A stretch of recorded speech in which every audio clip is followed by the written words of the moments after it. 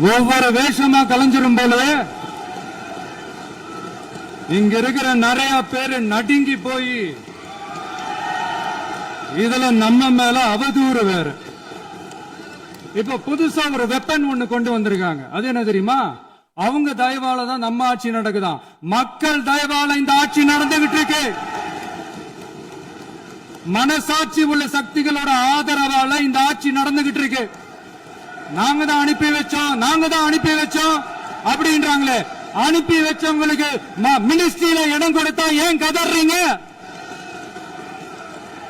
ஏன் இவ்வளவு கோவம்? ஏன் இவ்வளவு கதறல்?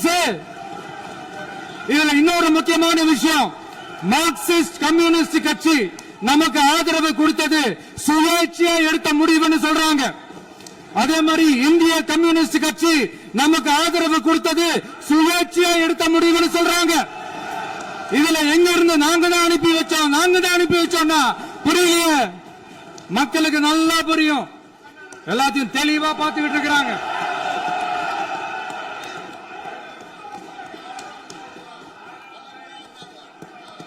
முதலமைச்சர் கண்டிப்பாக பண்ணலாம். மாண்பு முதலமைச்சர்